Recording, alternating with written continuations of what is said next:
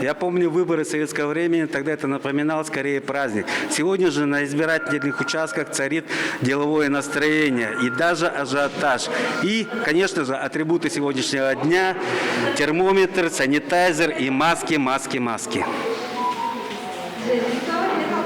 Первый день выборов в Туве отличается необычайной избирательной активностью. Сотни людей уже с утра выстроились в очередь, чтобы своим голосом реализовать свои конституционные права. Одним из первых свой гражданский долг выполнил и временно исполняющий обязанности главы Тувы Владислав Ховалык. Прежде всего хочу отметить, как голосуют наши земляки. С первых же часов очень активность большая, дружно, целыми семьями. Конечно, каждый из нас выбирает свое будущее единой страны, родной республики.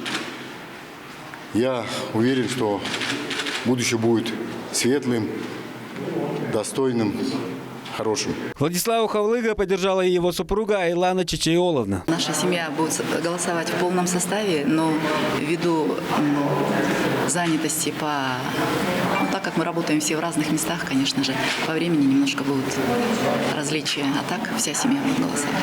Как ваше настроение? Отличное. Наиболее активным стал один из центральных избирательных участков Кызыла под номером 13. Мне сегодня очень приятно быть здесь, на своем родном участке, в Доме народного творчества.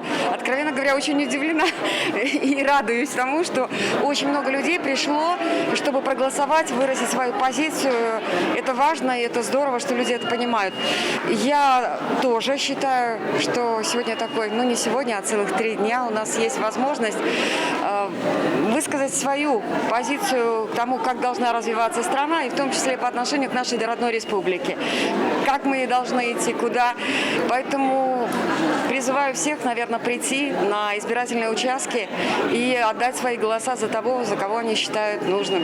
Дина Оюн, сенатор Совета Федерации, отмечая избирательную активность земляков, все же обозначила некоторую неорганизованность, впрочем, быстро устраненную. Я обратила внимание, что здесь довольно сложно и жестко подходит к тому, чтобы все-таки были соблюдены все меры предосторожности, учитывая нашу ситуацию пандемическую. Но, наверное, организаторы все-таки иногда не были готовы в какие-то часы, конкретно вот сейчас, на такой серьезный наплыв.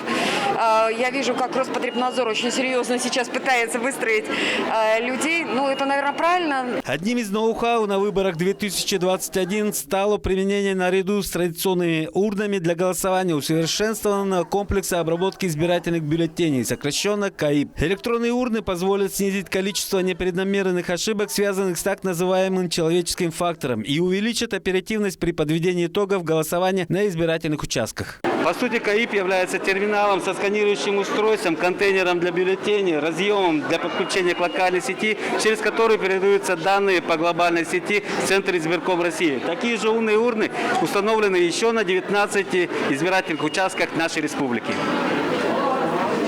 Без учета сегодняшнего дня Туве, как и всей России, предстоит еще 2-дневный избирательный марафон, который завершится 19 сентября. Напомним, что вся страна без исключения будет голосовать за новый состав Госдумы – 450 депутатов. Половина из них избирается от партий по спискам и еще половина по одномандатным округам. Также 12 регионов избирает своих глав. Сайгын Бербюч, Айхан Донгак, Кузел Сарысарен, Тува 24.